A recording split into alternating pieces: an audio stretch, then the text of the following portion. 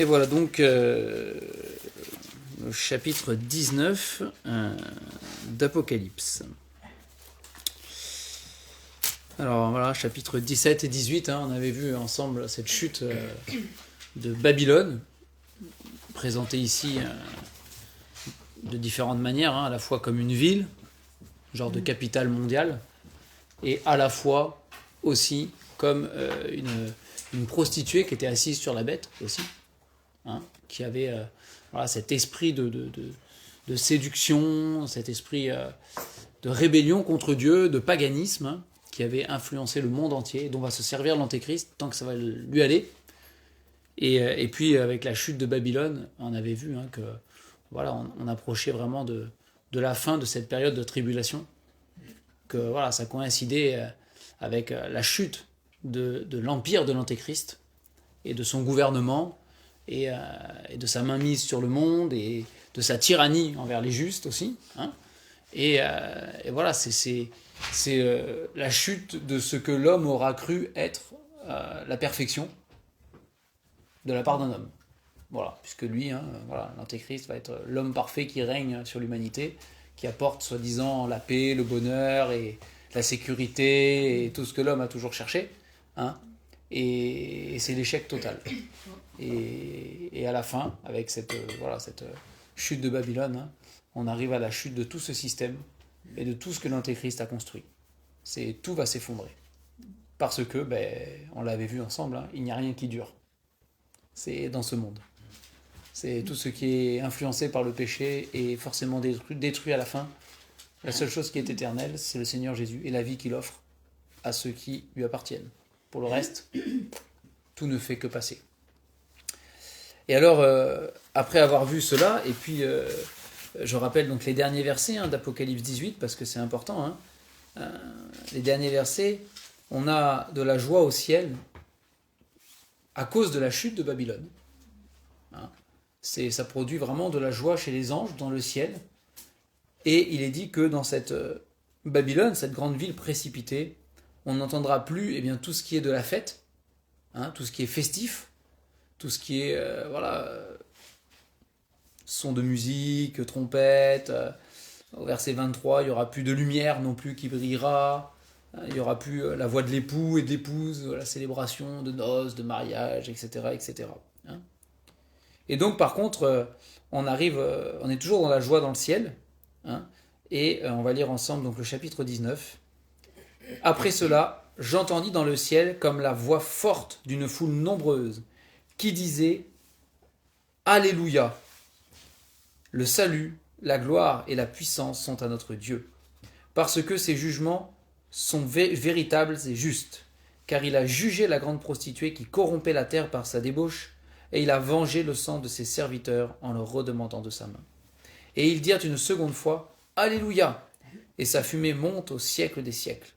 Et les 24 vieillards et les 4 êtres vivants se prosternèrent et adorèrent Dieu assis sur le trône en disant « Amen, Alléluia !» Et une voix sortit du trône, disant « Louez notre Dieu, vous tous ses serviteurs, vous qui le craignez, petits et grands. » Et j'entendis comme la voix d'une foule nombreuse, comme un bruit de grosses eaux et comme un bruit de forts coups de tonnerre, disant « Alléluia ! Car le Seigneur notre Dieu Tout-Puissant est entré dans son règne. Réjouissons-nous, soyons dans l'allégresse et donnons-lui gloire, car les noces de l'agneau sont venues, son épouse s'est préparée, et il lui a été donné de se revêtir d'un fin lin, éclatant, pur, car le fin lin, ce sont les œuvres justes des saints. L'ange me dit, écris, heureux ceux qui sont appelés au festin des noces de l'agneau. Puis il me dit, ces paroles sont les véritables paroles de Dieu. Je tombai à ses pieds pour l'adorer, mais il me dit, garde-toi de le faire. Je suis ton compagnon de service et celui de tes frères qui ont le témoignage de Jésus. Adore Dieu, car le témoignage de Jésus est l'esprit de la prophétie. Puis je vis le ciel ouvert, et voici parut un cheval blanc. Celui qui le montait s'appelle fidèle et véritable, et il juge et combat avec justice. Ses yeux étaient comme une flamme de feu, et sur sa tête étaient plusieurs diadèmes. Il avait un nom écrit que personne ne connaît, si ce n'est lui-même. Et il était revêtu d'un vêtement teint de sang. Son nom est la parole de Dieu. Les armées qui sont dans le ciel le suivaient sur des chevaux blancs, revêtu d'un fin lin, blanc, pur. De sa bouche sortait une épée aiguë, pour frapper les nations. Il les pètera avec une verge de fer, et il foulera la cuve du vin de l'ardente colère du Dieu Tout-Puissant. Il avait sur son vêtement et sur sa cuisse un nom écrit, Roi des rois et Seigneur des seigneurs. Et je vis un ange qui se tenait dans le soleil. Il cria d'une voix forte, disant à tous les oiseaux qui volaient au milieu du ciel, Venez, rassemblez-vous pour le grand festin de Dieu, afin de manger la chair des rois, la chair des chefs militaires, la chair des puissants, la chair des chevaux, et de ceux qui les montent, la chair de tous, libres et esclaves, petits et grands. Et je vis la bête, les rois de la terre, et leurs armées, rassemblés pour faire la guerre à celui qui était assis sur le cheval et à son armée. Et la bête fut prise, et avec elle le faux prophète, qui avait fait devant elle des prodiges par lesquels il avait séduit ceux qui avaient pris la marque de la bête et adoré son image. Ils furent tous les deux jetés vivants dans l'étang ardent de feu et de soufre. Et les autres furent tués par l'épée qui sortait de la bouche de celui qui était assis sur le cheval, et tous les oiseaux se rassasièrent de leur chair. Donc voilà, l'apôtre Jean continue à avoir ces visions que Dieu lui envoie concernant la fin des temps, concernant la fin de cette tribulation, et au moment où tout s'effondre sur terre, au moment où l'Antéchrist sent tout lui échapper, parce qu'il n'aura, encore une fois, aucun pouvoir sur ces choses, aucun contrôle sur ce qui va se passer, sur les désastres qui vont tomber sur la terre et sur la chute de tout ce qu'il a bâti. À ce moment-là, il y a dans le ciel cette scène que Jean voit, cette scène glorieuse. Et là, on a les 6 premiers versets où il y a cette voix forte. Donc c'est souvent le cas finalement dans les visions. Ces voix fortes qui sont comme le bruit de tonnerre ou de grandes eaux. Parfois, c'est parce qu'il y a une foule nombreuse aussi qui est là. C'est ce que dit la parole. Et là, ce qui est intéressant dans ce qui est dit ici, c'est le terme Alléluia. D'accord ? Donc là, le terme Alléluia, il revient 4 fois en 6 versets. Et en fait, le mot Alléluia n'apparaît pas dans le Nouveau Testament, à part là. C'est quand même... alors parfois, c'est devenu chez certains chrétiens une tradition, une habitude de le dire tout le temps. Mais il faut savoir que dans le Nouveau Testament, à part les 4 fois-là, le mot n'apparaît pas. Bien sûr, il apparaît dans l'Ancien Testament, en grande majorité dans les psaumes. Puisque à chaque fois que les psaumes commencent par louer l'Éternel, ou qui concluent par louer l'Éternel, en fait, le mot c'est Alléluia. Voilà, ça veut dire louer l'Éternel. Mais c'est intéressant. Et ici, donc, voilà, c'est ce que Jean entend plusieurs fois. Donc il y a la voix de la foule nombreuse qui dit Alléluia, une fois, qui le disent une deuxième fois au verset 3. Puis après, il y a les 24 vieillards et les 4 êtres vivants qui eux aussi disent Alléluia. Et puis de nouveau, encore une voix d'une foule nombreuse qui redit Alléluia. C'est la louange revient à l'Éternel. C'est ce que ça veut dire. Ça veut dire louer l'Éternel, tout simplement. Ça veut dire louer Dieu, enfin louer l'Éternel en hébreu. C'est juste ça ce que ça veut dire Alléluia.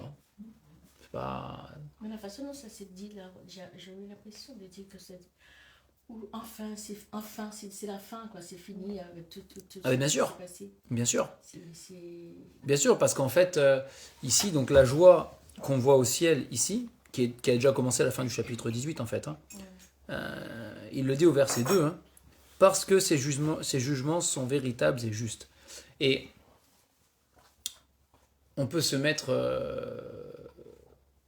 peut-être dans la peau d'Asaph, dans les psaumes, où Asaph dit que pendant un instant, il a regardé le méchant et il a porté envie au méchant.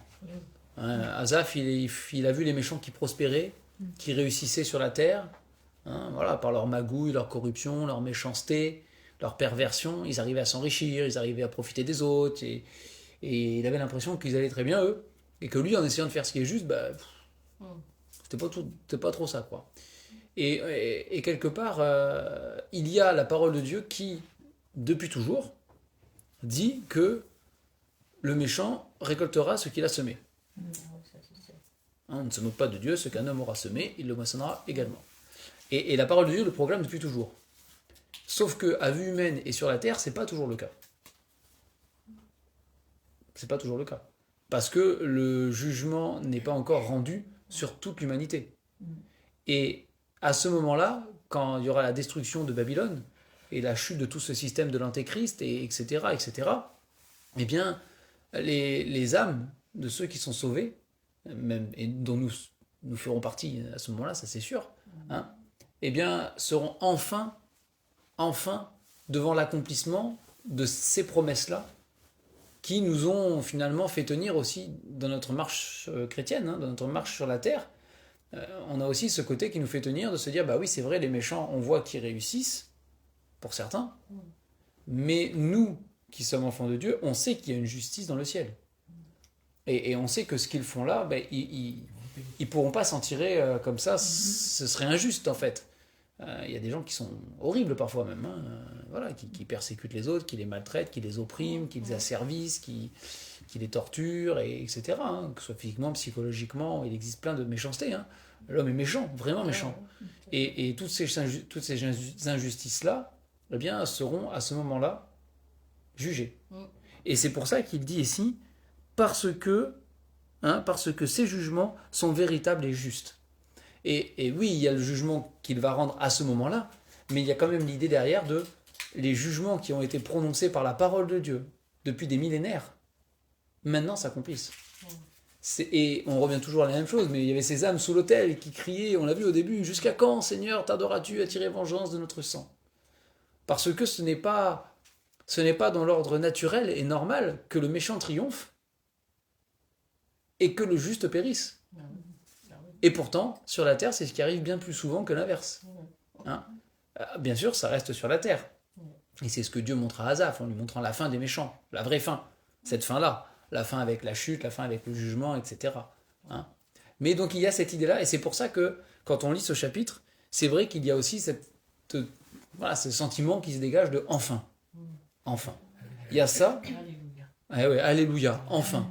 Donc il y a ce côté-là, et il y a aussi le côté où, quand on traverse l'Apocalypse et qu'on voit tout ce qui tourne sur la terre, et qu'on sait qu'on arrive à la fin, c'est fini. Parce que la période de tribulation est une période terrible pour l'humanité. Et quelle que soit la position qu'on ait dans l'humanité, on est heureux que ça se termine.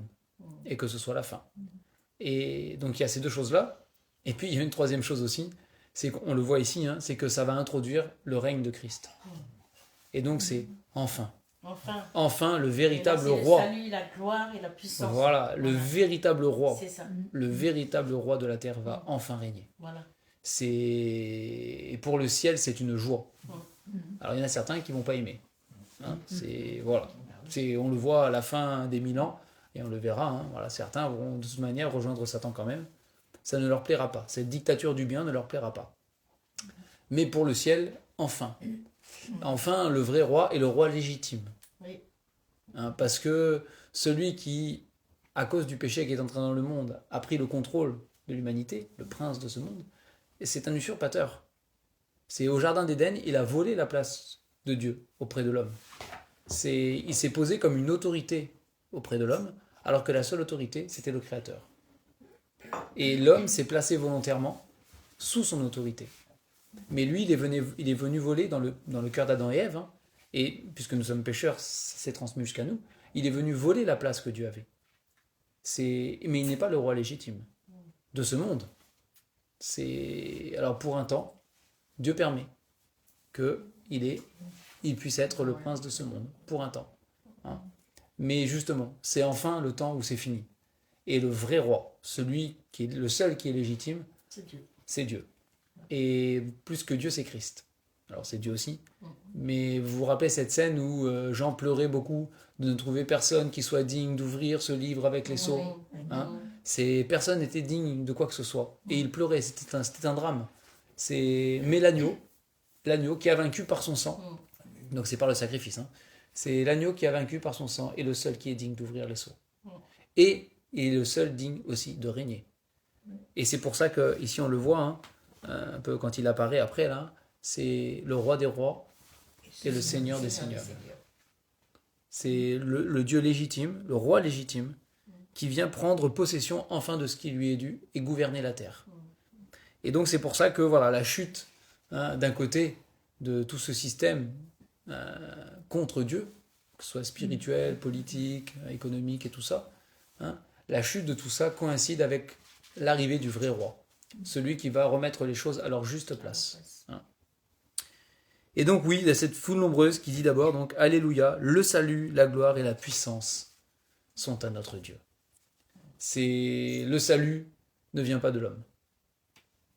Aucun homme. Maudit soit l'homme qui se confie dans l'homme. C'est ce que dit le prophète. Et l'antéchrist, sous le règne de l'antéchrist, c'est l'homme qui se confie dans l'homme. Et c'est pour le malheur. Ce n'est pas pour le bonheur, c'est pour le malheur total, pour la perdition.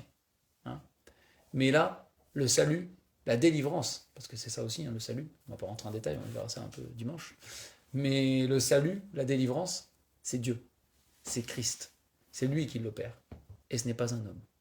Ça c'est clair. Et la gloire, c'est la même chose. C'est non pas à nous éternel, mais à ton nom seul, donne gloire. Dans les psaumes, c'est ce qui est écrit. Non pas à nous, éternel, non pas à nous. Et ce n'est pas à l'homme d'être glorifié.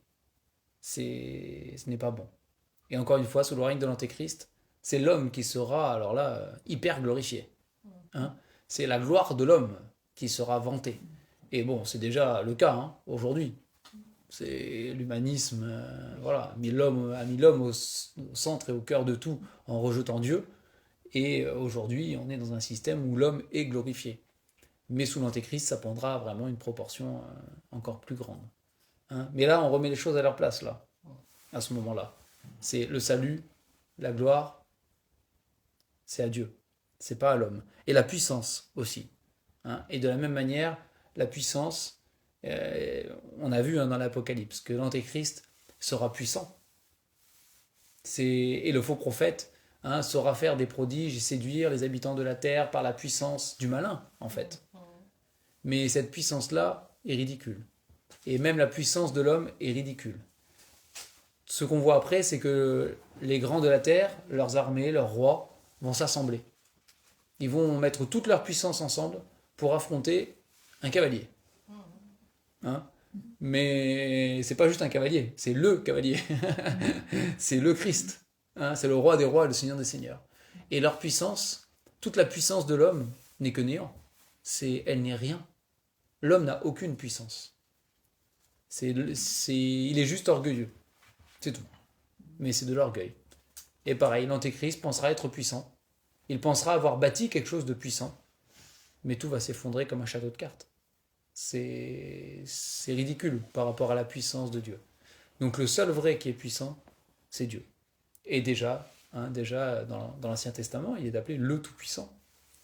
C'est pas pour rien, c'est le Tout-Puissant. Le Tout-Puissant. Parce que ses jugements donc, sont véritables et justes, on en a parlé, il a jugé la grande prostituée qui corrompait la terre par sa débauche, et il a vengé le sang de ses serviteurs en leur demandant de sa main. On en a déjà parlé, mais c'est important. Il faut qu'il y ait ce temps où justice soit rendue sur la terre. Alors là, c'est justice sur le système de l'antéchrist, sur l'antéchrist, etc. Et un peu plus loin, dans quelques chapitres plus loin, il y aura la justice individuelle de chaque individu, où chacun va ressusciter et comparaître devant Dieu pour être jugé selon ses œuvres. Et une seconde fois, donc, ils le dirent, Alléluia, et sa fumée monte au siècle des siècles. Et puis on a au verset 4, donc c'est 24, pardon. C'est 24 vieillards et les 4 êtres vivants qui représentent à eux seuls, enfin, on va dire, ils représentent à ces deux groupes tout ce qui peut exister au ciel dans la présence de Dieu que nous connaissons, avec ces 4 êtres vivants qui sont des êtres spirituels, célestes. Et ces 24 vieillards qui représentent les rachetés, on en avait parlé. Alors, voilà, après, 12-12, Israël, Église, il y a toujours les débats avec les 12 apôtres, etc. Mais... La prêtrise de l'Ancien Testament, les 24 classes de prêtres. Aussi. Ce qui est sûr, c'est qu'ils représentent les rachetés. Ça, c'est sûr. Et donc voilà, c'est que ce soit les rachetés ou les êtres spirituels, c'est le moment où chacun, tous ensemble, pourra crier louer l'Éternel. Hein. Alléluia. Louer l'Éternel. Et qui adorent, hein, donc ils se prosternent aussi, et ils adorent Dieu assis sur le trône. Hein, donc là, voilà, c'est le trône de Dieu. Donc là, il est beaucoup question du règne aussi, hein, parce que c'est Christ qui va rentrer dans son règne. Hein.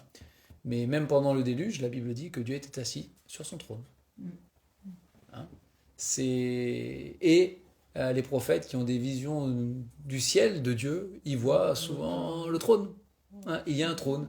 Alors après, celui qui est sur le trône, suivant les visions, ça varie. Alors c'est toujours Dieu, mais les formes varient. L'ancien des jours, comme un fils d'homme, une image d'homme, un agneau. L'Apocalypse, on l'a vu, hein, l'agneau qui est au milieu du trône. Voilà. Bon, donc ça varie, mais c'est le Seigneur. Hein, c'est le Seigneur. Et une voix sort du trône, au verset 5, qui redit « Louez notre Dieu ». Alors c'est pas exactement « Alléluia », mais ça pourrait être un « Alléluia » là. C'est « Louez notre Dieu, vous tous ses serviteurs, vous qui le craignez, petits et grands ». Et c'est intéressant qu'il se soit relevé ici « Vous qui le craignez hein ». Parce que justement, par rapport à tout ce qu'on a vu là, dans l'Apocalypse, et tout ce qui va tomber sur l'humanité et tout ça, on voit que les hommes n'ont aucune crainte de Dieu. Il n'y a plus aucune crainte de Dieu dans l'humanité. Alors, ils sont craintifs des fléaux qui tombent, ils ont peur de ces fléaux, hein, ça c'est sûr. Ils vont essayer de se cacher, de se protéger, ils vont être terrorisés par ce qui va tomber sur la terre, mais ils n'auront pas de crainte de Dieu. Au contraire, ils vont maudire le Dieu qui leur envoie ces jugements. C'est l'inverse, hein. Et on l'a vu ensemble, ils ne veulent pas se repentir de leurs œuvres. Donc, c'est vraiment, quelque chose qui caractérise celui qui est en Jésus, normalement, du coup, et nous, c'est la crainte de Dieu. On doit avoir une crainte de l'Éternel. On doit avoir un saint respect pour le Seigneur. On doit avoir conscience qu'il a le regard sur nos cœurs, sur nos vies, sur nos pensées, sur nos actions, sur nos paroles. Il est là, en fait. Il est vivant. C'est le Dieu vivant, justement. Hein, c'est un Dieu très vivant et très proche, et qui voit toutes choses et qui sait toutes choses. Et aussi, c'est le Dieu qui jugera un jour l'humanité. Et il y a une crainte de Dieu à avoir. Et cette crainte de Dieu, le monde l'a rejetée. L'humanité a rejeté cette crainte complètement. On est plus dans se moquer de Dieu, blasphémer Dieu, aller se rebeller contre Dieu, dresser le poing contre Dieu. Hein, déjà à Babel, ça a commencé. Hein, et jusqu'à aujourd'hui, l'apôtre Paul nous dit que dans les derniers temps, les hommes seront irréligieux, hein, ingrats, blasphémateurs, fanfarons, amis de l'argent, etc. etc. Hein, c'est vraiment le portrait de celui qui n'a plus aucune crainte de Dieu. Et à l'inverse, dans les proverbes, eh bien, nous sommes encouragés, et bien souvent, à avoir la crainte de l'Éternel. Hein, c'est le commencement de la sagesse. C'est ce que nous dit le livre des Proverbes. Le crainte de l'Éternel est le commencement de la sagesse. Et même, elle vaut plus que tous les trésors. Il n'y a rien de plus précieux que la crainte de l'Éternel. C'est ce qui nous fera marcher droit aussi, hein, selon Dieu. Donc ici, voilà, c'est vous qui le craignez. Et donc, de nouveau, on a cette grande foule, hein, avec des grosses eaux, avec des bruits de forts coups de tonnerre, qui disent de nouveau « Alléluia », car le Seigneur notre Dieu Tout-Puissant est entré dans son règne. Et donc là, voilà, c'est l'introduction du règne de Christ. C'est là, il revient, c'est le moment. Et puis, juste avant la vision, un peu plus loin, hein, qu'on verra au verset 11, hein, où Christ revient, juste avant, Jean entend ceci: « Réjouissons-nous, soyons dans l'allégresse et donnons-lui gloire, car les noces de l'agneau sont venues. Son épouse s'est préparée. » Et on l'avait vu ensemble, voilà, l'époux c'est Christ, bien sûr, hein, et l'épouse c'est l'Église. Et il y a à ce moment-là, dans le ciel, un festin, des noces de l'agneau. Et là encore, c'est enfin. Enfin. Hein, parce que, voilà, le Christ s'est fiancé à l'Église. Et depuis la croix. Et enfin, il y aura la célébration du mariage. Hein, des millénaires après, parce que voilà, c'est des milliers d'années, hein, mais il aura bien lieu. Ce mariage aura bien lieu. Et ce sera la réunion, du coup, de tous les croyants, de tous les rachetés avec leur sauveur. Et il y aura donc un festin, il y aura des noces, il y aura voilà, quelque chose de spécial. Et au verset 8, il est dit que l'épouse, donc l'Église, hein, il lui a été donné de se revêtir d'un fin lin éclatant pur, car le fin lin, ce sont les œuvres justes des saints.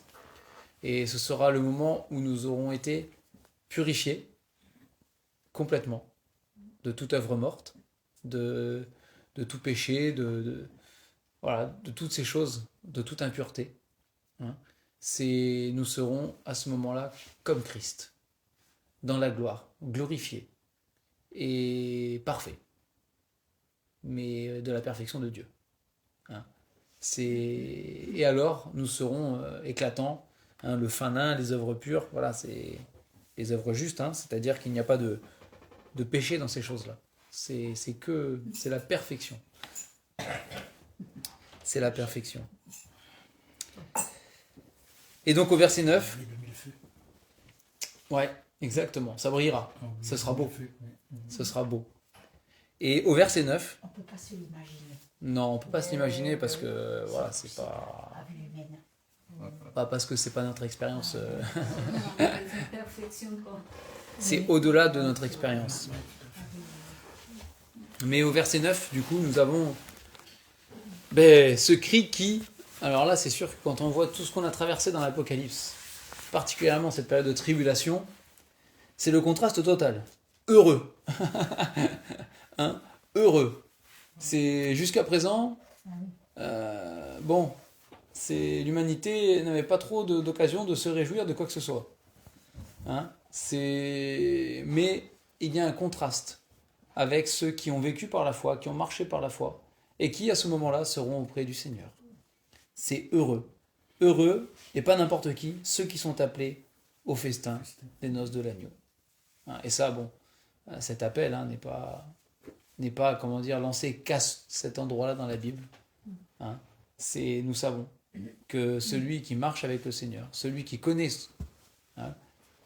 le Seigneur Jésus comme son sauveur, il est heureux. C'est envers et contre tout et malgré tout. C'est la joie de son salut, il l'a. Et il fait partie de ceux qui sont heureux. Et il n'y a pas de plus grande joie que de connaître Jésus-Christ comme son sauveur, que d'être sauvé, que d'avoir ses péchés pardonnés. Hein, déjà le psalmiste disait, heureux l'homme à qui tu n'imputes pas son péché, à qui tu pardonnes son iniquité. C'est le bonheur absolu. Et ici, ceux qui sont appelés à participer à ce festin sont heureux. Heureux. Alors on pense au Seigneur Jésus avec la parabole de l'homme qui donne un festin justement, hein, et puis qui invite, et puis ceux qui refusent. Hein, donc voilà, nous le savons, hein, on est appelés encore aujourd'hui à inviter, à participer aux noces de l'agneau. C'est à faire partie de ceux qui choisissent le camp du roi des rois, hein, le camp de Jésus-Christ. Il y aura de la joie, beaucoup de joie. Beaucoup de joie. C'est le festin des noces de l'agneau. Là encore, on ne peut pas se le représenter. Hein. C'est un peu difficile à imaginer, mais c'est pas pour autant que ce n'est pas la vérité. Et l'ange le dit à Jean. Hein, il le dit, puis il me dit, ces paroles sont les véritables paroles de Dieu. Il n'y a pas de... C'est la vérité absolue. Il y aura de la joie pour ces gens-là. Ceux qui sont sur la terre subiront la colère, mais ceux qui appartiennent au Seigneur Jésus seront rassasiés de joie, de paix, de justice aussi. Hein, de justice. Alors après, on a Jean qui, devant tant de contrastes aussi, parce qu'il est passé quand même de la chute de Babylone à la joie du ciel tout d'un coup. Et puis, Jean, il est, je pense, dans sa vision submergé par tous ces alléluia, par louer Dieu, adorer Dieu. Il voit des scènes glorieuses de culte qui sont rendues à Dieu dans le ciel. C'est rien à voir avec sur la terre, hein. C'est carrément dans le ciel par l'ensemble des rachetés. Il voit les festins des noces de l'agneau qui est glorifié, qui va rentrer dans son règne. Et du coup, il perd un peu la tête, hein. Il est submergé, hein, on le voit, et puis il tombe. Il tombe devant l'ange là pour adorer. Et l'ange le reprend en disant non, non, non, non, c'est pas la bonne personne là, tu te trompes. Tu n'as pas à m'adorer moi, je suis une créature, hein. Et on voit que dans la Bible, tout va dans le même sens de toute manière, hein. Il n'y en a qu'un seul qui est digne d'adoration. Tu adoreras le Seigneur ton Dieu, lui seul. C'est pas, hein, pas même les plus fortes créatures angéliques, etc. Personne ne doit être adoré à part Dieu. Il est le seul à en être digne, hein. Il est le seul. Et d'ailleurs, voilà, l'ange, on va pas s'éterniser dessus, mais l'ange lui rappelle que finalement, que ce soit l'ange ou Jean, ils sont pareils en fait. Ils sont des serviteurs. Il n'y a pas de... hein, je suis ton compagnon de service, il lui dit. C'est... Voilà, certes, je suis un ange, j'ai peut-être certaines facultés que tu n'as pas, j'ai peut-être des choses... mais au final, je suis juste un serviteur comme toi. Toi et moi, on sert le même Dieu. Nous n'avons pas à nous adorer l'un l'autre ou... Voilà, non, non. Chacun a sa place, hein. Il est le compagnon de ceux qui ont le témoignage de Jésus. C'est ce qu'il dit. Adore Dieu. Adore Dieu. Et puis donc, au verset 11 à 16, on a cette fameuse vision du cavalier, hein, de Jésus, qui est donc sur ce cheval blanc. Et celui qui le monte là, cette fois, on avait déjà vu un cheval blanc, hein, plus tôt dans l'Apocalypse. Et justement, je vous avais dit que je penchais pour l'interprétation qui disait que c'était plutôt un mauvais cheval blanc, le premier, hein, plutôt un usurpateur ou un imitateur. En tout cas, ici, celui-là, il n'y a pas de doute possible. Celui qui le montait s'appelle fidèle et véritable. Lui, c'est le vrai. Là, il ne trompe personne. Il est digne de monter sur ce cheval blanc. Il est digne de revenir comme il revient. C'est le roi des rois qui revient. Hein, fidèle et véritable. Et il juge et combat avec justice. Il n'y a pas de corruption possible. Il n'y a pas d'arrangement possible. Il n'y a pas de magouille possible. Non. C'est avec justice. Et pas la justice des hommes, pas la justice même de nos cœurs à nous, de nos pensées. C'est la justice de Dieu. Justice implacable, justice parfaite, justice qui n'oublie rien, et en même temps justice équilibrée, du coup, hein, qui rend à chacun selon ses œuvres, et qui ne fait pas de favoritisme, qui ne fait pas d'acception de personne, qui ne fait pas d'erreur de jugement non plus. C'est la justice parfaite. Parfaite. Et donc il est décrit là avec ses attributs à la fois guerriers et à la fois royaux. Hein, il est question des yeux comme une flamme de feu ou d'une épée, hein, aiguë qui sort de sa bouche. Donc ça rappelle la vision que Jean a eue au début de l'Apocalypse, hein, de ce Jésus en gloire qui se manifeste et qui se révèle. Et en même temps, il a plusieurs diadèmes, hein, sur sa tête. Alors on a du mal à l'imaginer, mais il y a un empilement de couronnes, de diadèmes, hein, et pourquoi pas. C'est ce qui est marqué en tout cas. Il a plusieurs diadèmes, mais parce que il cumule toutes les royautés possibles, il est au-dessus de tous. Hein, il est au-dessus de tous. C'est écrit, le roi des rois et le seigneur des seigneurs. Alors il revient. Alors on peut mettre en parallèle le passage de Zacharie, hein, qui parle de Christ qui revient et qui le verront, en parlant des Juifs. Hein. Ici, il est dit que un peu plus loin, voilà, il revient pour combattre, hein, puisque il y a les armées qui sont rassemblées, eh bien, pour faire la guerre à celui qui est sur le cheval. Et ce que nous voyons dans les prophéties de l'Ancien Testament, c'est que ces armées, avec ces rois, l'Antéchrist, eh bien, ils sont en train d'aller marcher vers Jérusalem, sur Jérusalem, Ils veulent détruire Jérusalem et le peuple juif. Et en Zacharie 12, il nous est dit qu'à ce moment-là, le Seigneur va revenir. La prophétie nous dit qu'il reviendra comme il est parti, donc il reviendra sur le mont des Oliviers, voici. Et là, les armées seront rassemblées dans la fameuse vallée, on l'a vu un peu plus tôt, de Megiddo. C'est aussi là Oui. que les Juifs vont se convertir. Oui, c'est ça. Oui, c'est là. C'est à ce moment. Et oui, parce que Christ revient sur terre. Quand ils le verront. Oui, quand ils le verront. Ou avant. Quand ils le verront. Quand ils Non, le pas avant. Pas avant. Et non, c'est Zacharie nous dit que quand ils vont le voir, ils vont comprendre. Ils verront celui qu'ils ont percé. On peut lire Zacharie 12, hein, parce que il y a Zacharie 12 et même Zacharie 14, hein, la fin de Zacharie. Hein.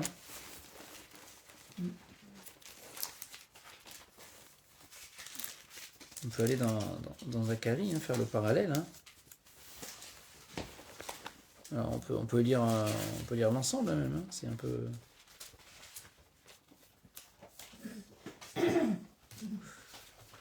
On va lire. On va lire à partir du chapitre 12, on va commencer.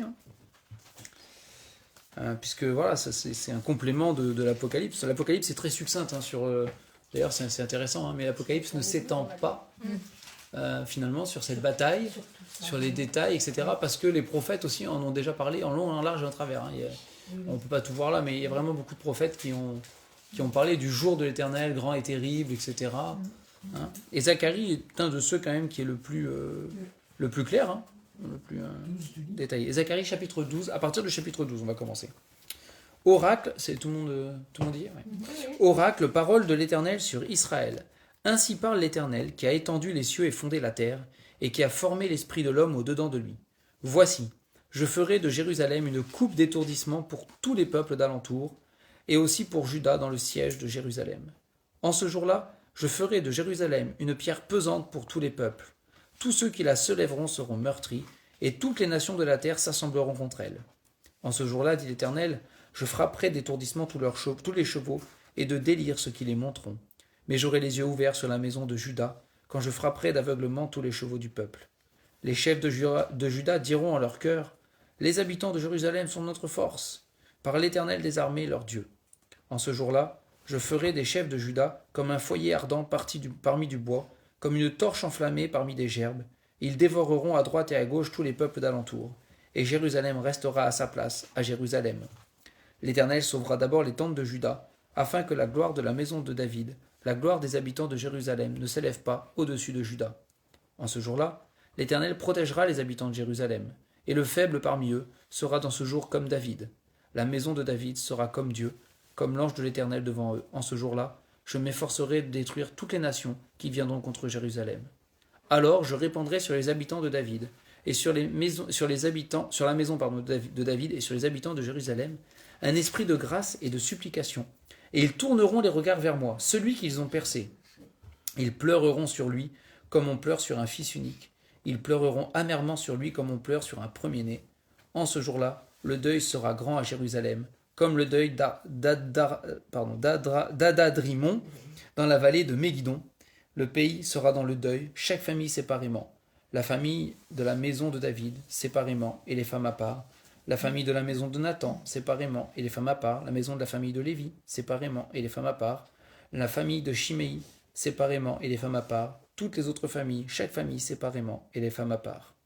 En ce jour-là, une source sera ouverte pour la maison de David et les habitants de Jérusalem pour le péché et pour l'impureté. Donc après, il y a un passage où il enchaîne avec des faux prophètes. Hein, voilà. Il va rendre des comptes. Et puis, au verset 7, il nous parle du Seigneur Jésus. « Épée, lève-toi sur mon berger et sur l'homme qui est mon compagnon. » Donc c'est le vrai prophète, lui, hein, pas le faux prophète.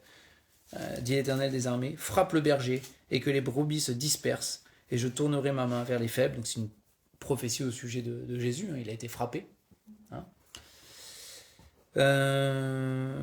Au chapitre 14, à partir du verset 1, donc il nous parle de ce que les nations vont s'allier contre Israël. Hein. Voici le jour de l'Éternel arrive, et tes dépouilles seront partagées au milieu de toi. Je rassemblerai toutes les nations pour qu'elles attaquent Jérusalem. La ville sera prise, les maisons seront pillées et les femmes violées. La moitié de la ville ira en captivité, mais le reste du peuple ne sera pas exterminé de la ville. L'Éternel paraîtra, et il combattra ces nations, comme il combat au jour de la bataille.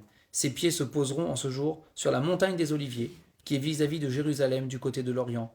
La montagne des Oliviers se fendra par le milieu, à l'Orient et à l'Occident, et il se formera une très grande vallée.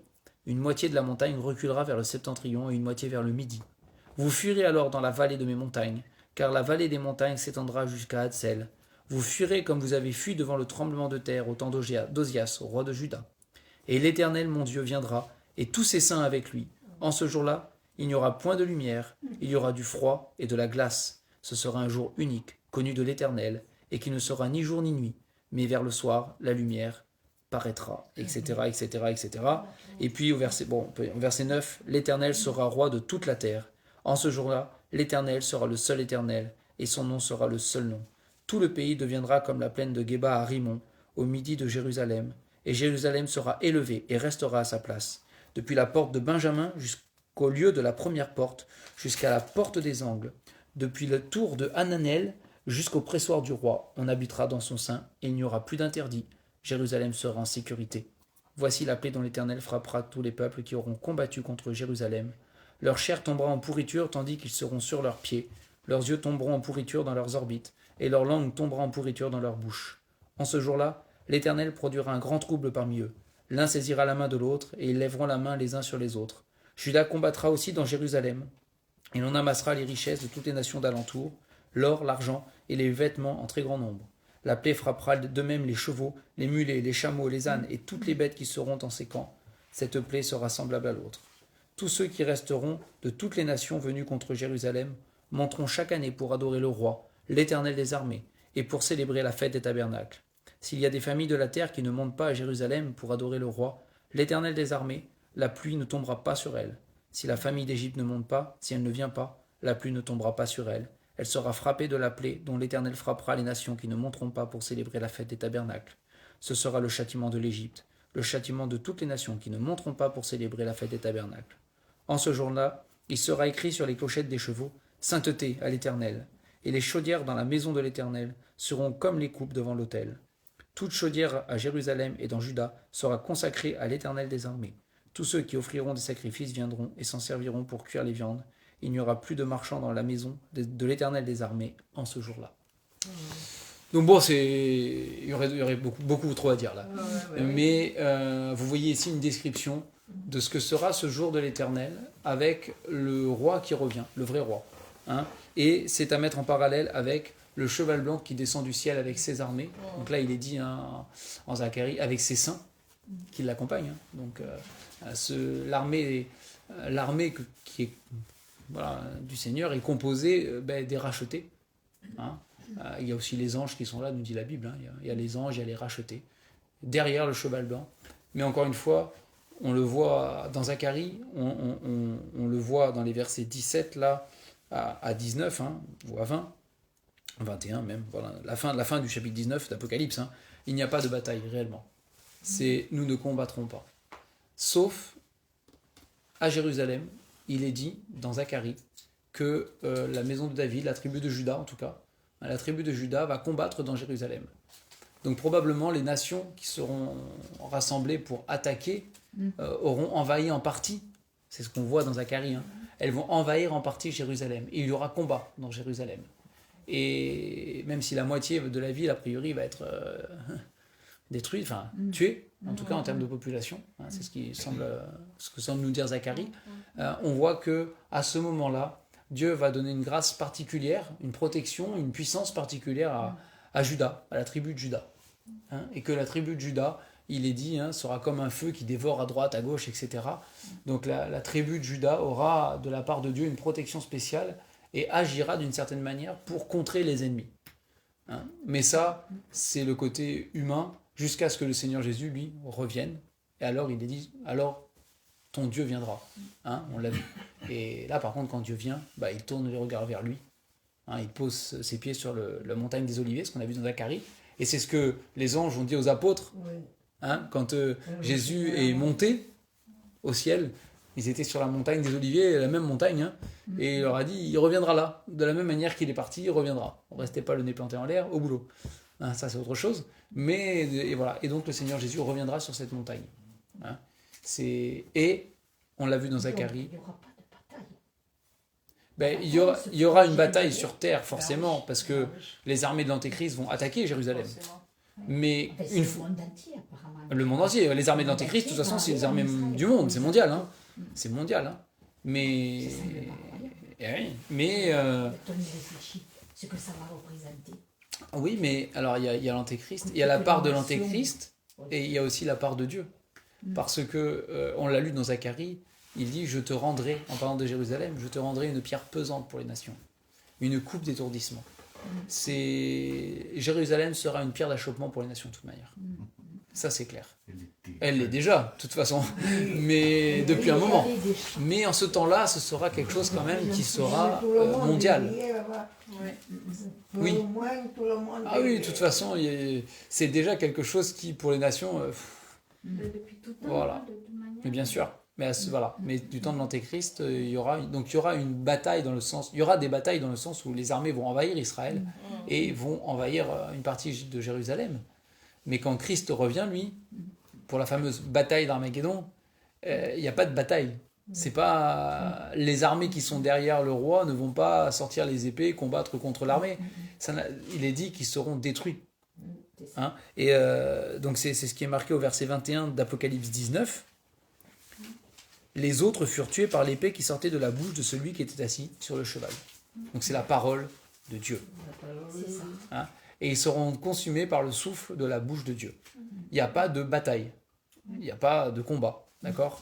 Et dans Zacharie, dans Zacharie, mais de toute façon, c'est ce que dit la parole, il dit et la chose est. Oui. Il parle, elle vient à l'existence. Oui. Donc il suffit qu'ils disent stop et tout le monde meurt. Il n'y a pas de combat en fait. Et c'est ce que décrit Zacharie quand il décrit que les gens tomberont morts. Ils seront debout. Ils seront debout, ils vont fondre, les orbites vont fondre, les yeux dans les orbites, etc. Il y en a qui pensent à la description de la bombe atomique, hein. Bien évidemment, ça ressemble, hein, ça ressemble. Mais là, c'est pas une bombe atomique. C'est pas ce que dit la parole non plus. La parole dit c'est Dieu lui-même qui va le faire là. C'est ça. Et donc ils vont mourir sur place en fait. Il n'y a pas de. Le sang de Jésus Ah oui. qui sera Ouais. le Seigneur. De la même manière que, alors c'est d'une autre manière, mais à Sodome et Gomorre, le feu est tombé du ciel. C'est ça. Il n'y a pas eu de combat, le feu est tombé du ciel. Et donc là, Zacharie nous parle de ce moment où il n'y a pas de combat, ils vont tomber morts sur place, ils vont pourrir sur place. Marc, je me demande si tu n'aurais pas exécuté d'autres jugements semblables à Sodome et Gomorrhe, mais juste que ça n'a pas été consigné dans la Bible. Ah ben c'est pas impossible. C'est possible. C'est pas impossible. Ah oui. De toute façon, dans la Tout n'est pas Bible, écrit. tout n'est pas Ah oui, consigné dans l'absolu. C'est pas possible. C'est comme il y a plein de choses après on ne sait pas. Hein. C'est comme il y a les résurrections qui sont dans la Bible et il y a celles probablement que Dieu a dû faire en dehors qui n'ont jamais été consignées parce que ce qui a été consigné c'est ce qui nous est utile. Voilà, c'est pour nous. On a besoin. Ce qu'on a besoin. Pour le reste. Ce que c'est pas écrit. Mais on oui, n'a oui, pas c'est besoin. possible. Ouais. En tout cas, effectivement, ici, il y aura. Voilà, c'est la fin. Et donc, au-delà, donc il y a Zacharie. Il me semble qu'il y a aussi il y avait un autre prophète. Je crois que c'est Ézéchiel 38 et 39.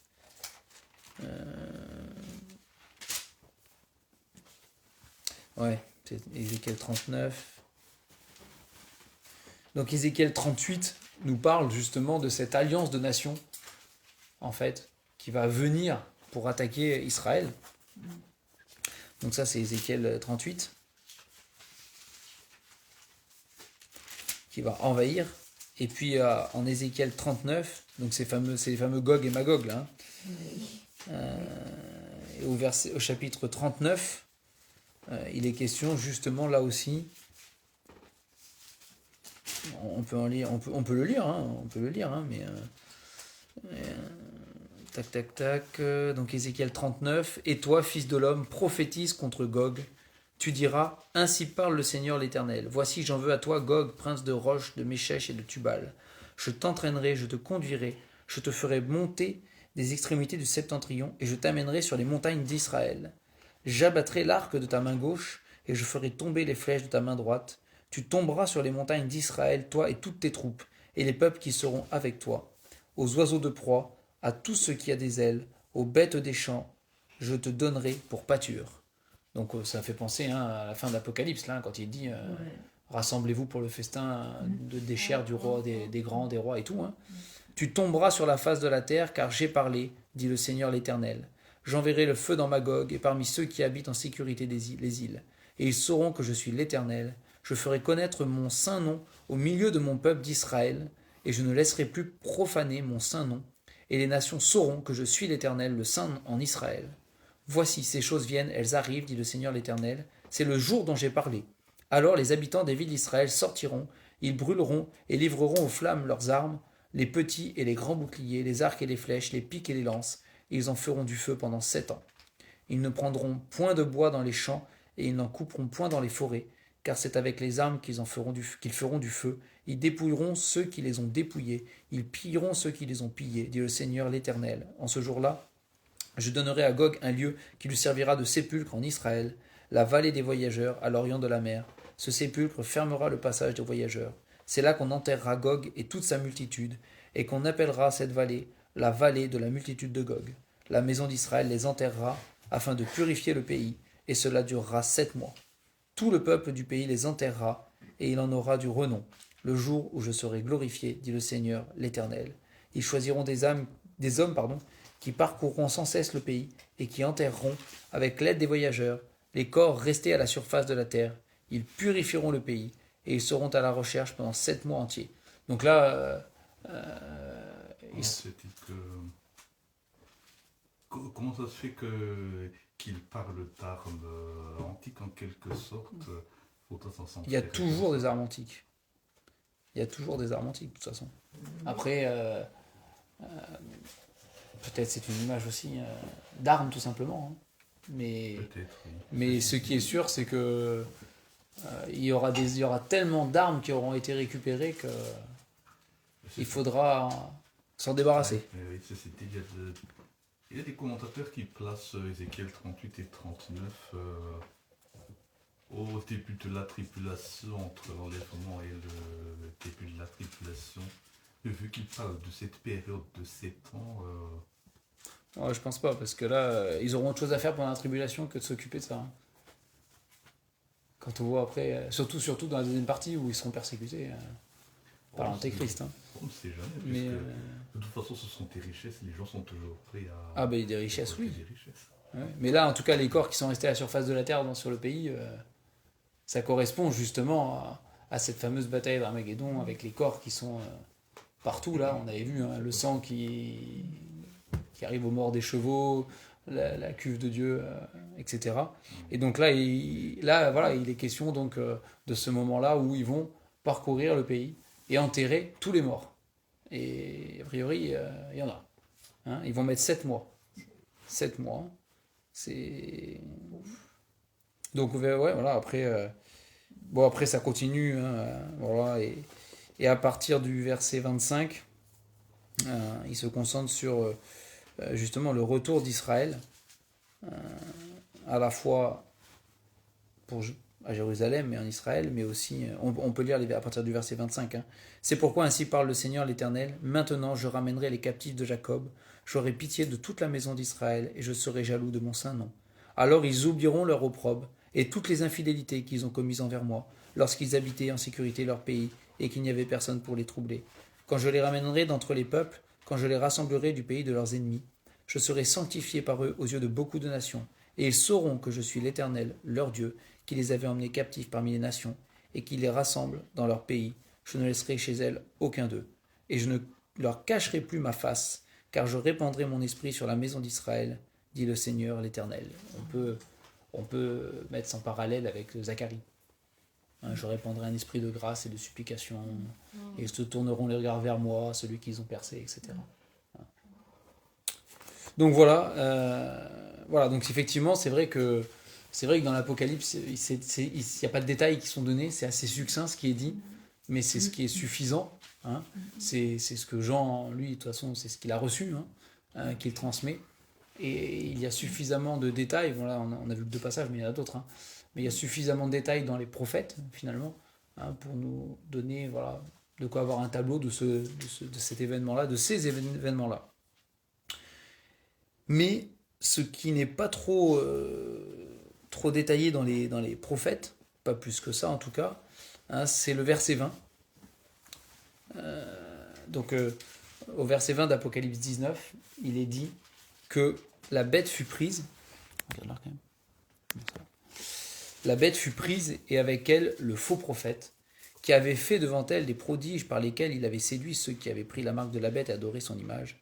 Ils furent tous les deux jetés vivants dans l'étang ardent de feu et de soufre. Hein. Et c'est vrai que sur ces détails-là, sur ces choses-là, l'Ancien Testament, dans les prophéties, ne rentre pas trop. Il y a des choses, hein, il y a des choses. Hein. On voit cette dernière bête qui finalement est quand même tuée dans les images avec les différentes bêtes dans Daniel.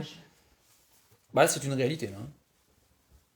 Donc ça veut dire qu'il y aurait là-bas un endroit. Ah non, mais les temps de feu et de soufre, ah ben ça c'est l'enfer. Hein. C'est les temps de feu. oui, C'est les voilà. temps de feu dont il est question Ouais. à la fin de l'Apocalypse, il en reparle après. Ouais. C'est là où le ver ne meurt point. J'avais lu dans un commentaire qu'il y avait un endroit, je ne sais pas si ça existe toujours. Alors c'est la vallée de Himon. À Ouais. Israël, on met les déchets Oui. qui brûlaient, qui s'appelait la GN. Oui. La vallée des fils de Hinnom. Voilà. Et en fait c'est la vallée de Megiddo, c'est la même. Alors je me suis dit, C'est la même vallée. C'est la vallée de Megiddo, c'est la vallée de Himon, la vallée il y avait de. du feu sans arrêt. Ouais. Alors ça n'existe plus, non. Non, aujourd'hui c'est plus ça. Avec toute la modernité. Non, non, c'est plus d'actualité. Mm. Mais en fait, il y a plusieurs choses. Parce qu'il y avait dans cette vallée, à l'époque, aussi les coutumes païennes qui faisaient passer leurs fils et leurs filles par le feu. Oh là là. Après, c'est là qu'on brûlait les déchets, effectivement. Donc il y avait un feu continu où sans cesse on brûlait. Et c'est ce que le Seigneur Jésus prend comme image quand il parle de la géhenne. Par exemple, quand il dit si ta main droite est pour toi une occasion de chute, il vaut mieux pour toi la couper plutôt que d'aller dans la géhenne. Et le mot qu'il emploie, c'est le mot géhenne, C'est ça. qui est lié à cet endroit où on brûlait avec un feu qu'on entretenait sans cesse en fait. C'est une déchetterie, hein, si vous voulez, mais de l'époque, où on brûlait tous les déchets tout le temps. Et c'est le Seigneur Jésus prend ça comme image de l'enfer. Mais là, les temps ardents de feu et de soufre, là c'est l'enfer. Oui. Là, c'est pas autre chose. Hein. Oui, oui, oui. Même si au final, ils seront rassemblés dans la fameuse vallée en question. Hein. C'est ça. En question. Hein. Mais non, c'est la réalité. Et en tout cas, voilà, c'est vrai que ces deux choses-là, voilà, à part la fin de la bête dans les visions de Daniel, la fin de la dernière bête, hein, qui est, voilà, bon, c'est ce dont il est question ici, mais sans rentrer dans les détails. Là, voilà, il est dit que la bête, le faux prophète, ne seront pas tués. Ils vont aller vivants. Donc ça, c'est rare. Hein. Il n'y en a pas beaucoup hein, à qui c'est arrivé.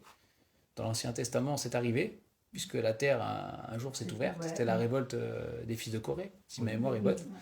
Et la terre s'est ouverte et ils sont descendus vivants dans le séjour des morts. Et nombreux. Ce qui ne veut rien dire. Descendre vivants dans le séjour des morts, c'est quand même pas banal. Hein.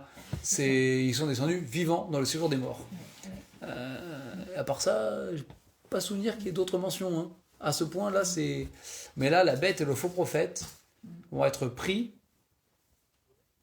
Et en fait, quand on y réfléchit, c'est vraiment. Ils n'ont aucun pouvoir, en fait. Enfin, c'est vraiment. Tout cela ne sera vraiment qu'artifice, en fait, dans la tribulation. Hein. Soi-disant, ils seront forts, puissants, etc., avec des prodiges et des choses. Mais quand Dieu les prend comme ça, il est vite terminé. Enfin, il n'y a pas de. Ce sont juste des créatures, en fait. Hein. Et même si, voilà, ils vont essayer de se faire passer comme étant tout-puissants, hein, mais ils ne sont rien, quoi. C'est ridicule. Et Dieu va les prendre, vivants, il est dit, hein, dans l'étang ardent de feu et de soufre. Et ils ne reviendront plus jamais. Hein. Ils ne reviendront plus jamais. Hein.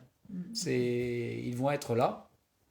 Il est question d'eux un peu plus tard, puisqu'il est question de l'étang de feu, en fait. Hein. À la fin, quand il y a le jugement, on le verra, hein, du grand trône blanc, ils furent jetés dans l'étang de feu, là où sont la bête et le faux prophète, c'est précisé. Hein. Mais, voilà. Et tous les autres, par contre, eux vont périr. C'est par le verset 21, on l'a lu. Hein.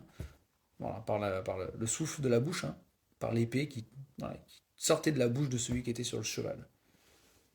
Et donc là, on assiste à la réalisation de la prophétie dans Daniel, de cette pierre qui se détache sans le secours d'aucune main et qui vient frapper les pieds de la statue là, hein, et faire briser la statue. Et donc c'est la fin et la chute et la destruction des empires humains, hein, de la succession des empires humains, C'est ça. dont le dernier sera celui de l'Antéchrist, et qui va être brisé lui aussi, qui lui aussi va tomber, hein, par cette pierre qui descend sans le secours de personne, et c'est Christ sur son cheval blanc qui descend en fait, et qui vient frapper, hein, ce royaume humain. Et la suite de la prophétie nous dit que cette pierre qui a frappé la statue et qui l'a brisée va gonfler, hein, et remplir toute la terre. Et il est dit que c'est un dernier royaume. Un royaume Le royaume de l'éternel. Qui ne passera de l'Éternel, qui ne passera pas. point, exactement, C'est donc là que ça se... qui ne sera jamais démis. Parce que, d'après d'autres commentateurs, cette petite pièce a fait référence à la première venue du Christ. Bon, après, ce sont des millénaristes, bien sûr. Ah, c'est pour ça, Ah, forcément. Et oui, du coup, t'es Donc, c'est obligé, là aussi que du ça coup, t'es se obligé de fait. jongler. Oui. Et donc c'est là aussi que ça se réalise quand Daniel dit que la quatrième bête, dans le songe des 4 bêtes, est détruite et les 3 premières bêtes reçoivent une prolongation de vie. Oui, on pourrait voir ça là, oui, bien sûr. De toute façon, la quatrième bête qui est détruite, c'est ici. Hein. Oui. Ça, c'est clair. Hein. Et oui. Ça, c'est clair. C'est Et on a vu dans Zacharie, parce que là, du coup, on n'a pas tous les détails. Et puis bon, après, le règne de Christ, c'est juste après, du coup. Là, on est au début, quoi. Enfin, là, c'est la transition, quoi, on va dire. Hein. Mais on a vu dans Zacharie qu'il y a les armées qui sont détruites, il y a les rois qui sont détruits. Là, on voit que l'Antéchrist, le faux prophète, sont jetés vivants dans les temps de feu et de soufre. Mais il y a tous les autres habitants de toutes les nations sur la terre qui sont là. Et dans Zacharie, il est dit que, on l'a lu ensemble, hein, que toutes les familles de la terre, de toutes les nations qui y resteront, monteront chaque année à Jérusalem pour adorer. Donc il y aura encore les habitants sur la terre qui seront là. Les autres d'autres nations seront là. Mais elles seront toutes inféodées au royaume de Christ.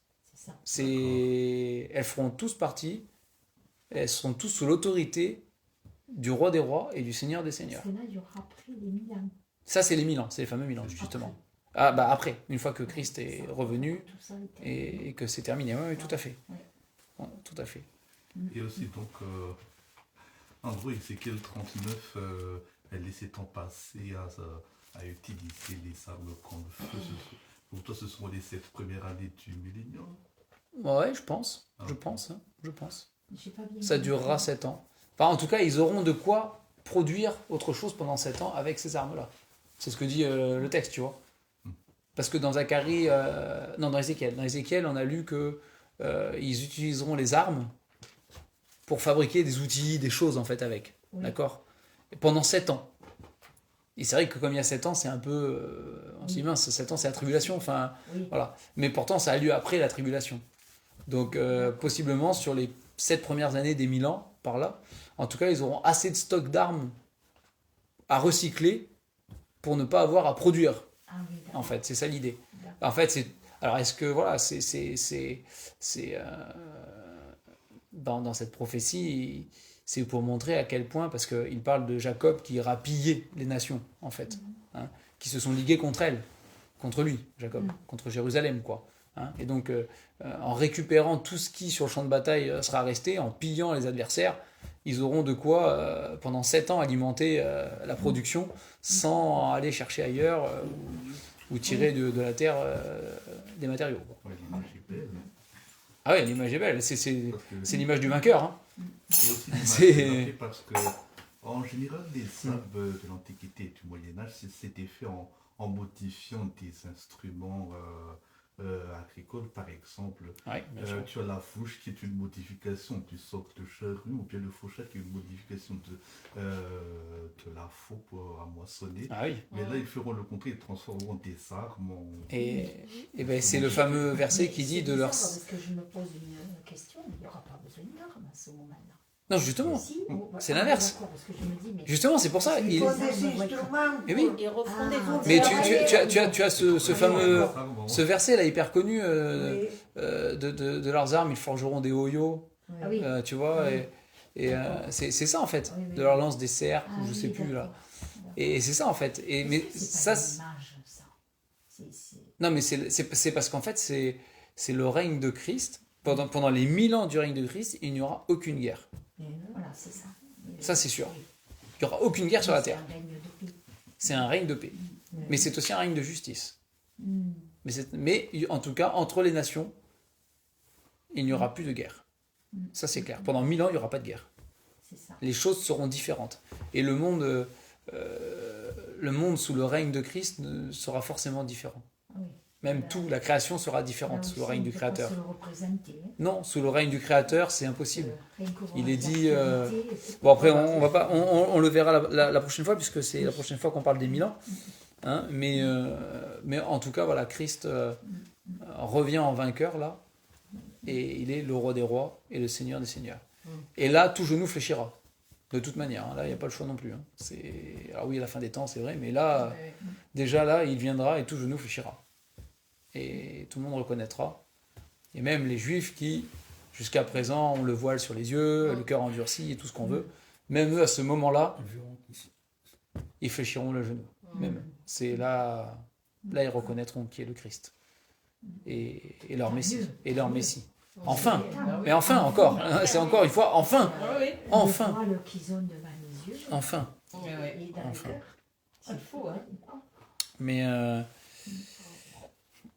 voilà, c'est qu'il y a un jour qui est prévu par Dieu. Hein, c'est vrai que on pourrait, à vue humaine, dire que c'est long. Hein, c'est que le temps est long, mais c'est le temps de Dieu. Et lui, il sait ce qu'il fait. Comme c'est écrit, il ne tarde pas dans l'accomplissement de la promesse, comme quelques-uns le croient, mais il use de patience envers tous, voulant qu'aucun périsse, mais que tous parviennent à la repentance. Hein. Donc c'est parce que c'est la grâce et la patience de Dieu. Mais il y a un jour prévu. C'est clair. Dieu l'a prévu, il l'a prophétisé même à l'avance. Il l'a fait consigner par Jean, ici. Il y a un jour où Christ transpercera les nuages et viendra sur terre, sur un cheval blanc, avec les armées célestes derrière, dont nous ferons partie. Hein, nous racheter aussi. On l'accompagnera, on le suivra. De toute façon, il est dit qu'après, on sera partout avec lui. Hein. Il ira nulle part sans nous. Et oui, on sera pour toujours avec le Seigneur. C'est ce que dit Paul après l'enlèvement. Hein. À partir du moment où on est enlevé, nous serons avec lui pour toujours. C'est partout où il va, nous irons. C'est l'épouse suivra l'époux partout où il va, de toute manière. Hein. Ça, c'est sûr. Voilà, donc on va pas s'étendre beaucoup plus. Hein.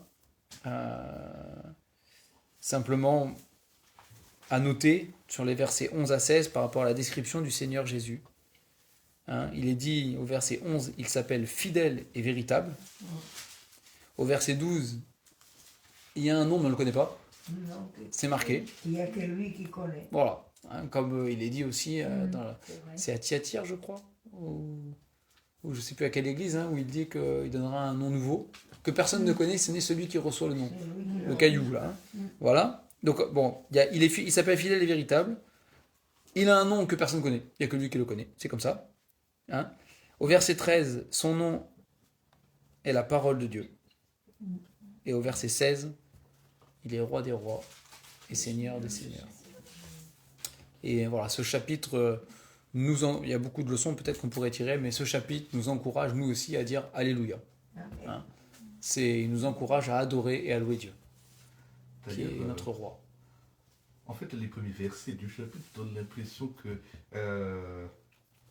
en gros, la louange se déroule juste avant que Christ arrive. Il y a d'abord, il y a les rachetés au ciel qui chantent Alléluia. Ensuite, une voix vient du ciel pour engager les rachetés sur terre à chanter Alléluia. Et là, ceci le chante et le Christ arrive. Mhm. Ah oui, de toute façon, ça introduit vraiment le règne de Christ, le retour et le règne de Christ aussi derrière. Ah ouais, tout à fait. Hein. Mais c'est vrai. Et puis ça introduit aussi le festin des noces de l'agneau aussi, hein, qui s'en suivent après. Mais voilà, c'est la louange et on est encouragé à louer Dieu. Hein, donc il y a les psaumes, je ne sais plus lesquels psaumes, hein, qui commencent par Les fameux psaumes de Pâques, là, justement. Les quantités des degrés. Ouais, c'est qui commencent tous par louer Dieu.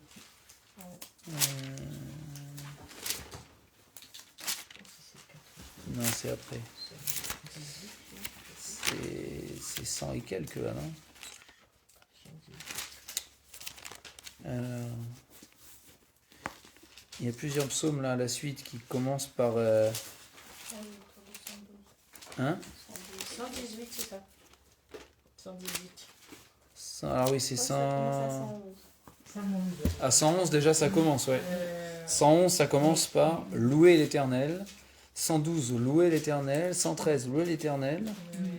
Ah, il y en a pas le Ah, 114. même 107, hein. Ben, 105. Même aussi. 107. Hein. 117, 105. déjà 105. 105. Louer l'Éternel. Ah oui, oui, oui. Oui, Ah, il y en a plein, hein. oui, oui. Mais c'est pas ceux-là que je cherche. Il y en a d'autres, mais... 106 aussi. Ouais, 113. 106. Le 115 commence par non pas à nous, Éternel, non pas à nous, Le 112. mais à ton nom, donne gloire. Hein. Le 113. 117, 118. 111, 113. Ouais, le psaume 100 aussi. Ah, les cantiques des degrés, non, c'est autre chose après. 117. Cantique de degrés, c'est autre chose, c'est après. Mais c'est ça que je cherchais.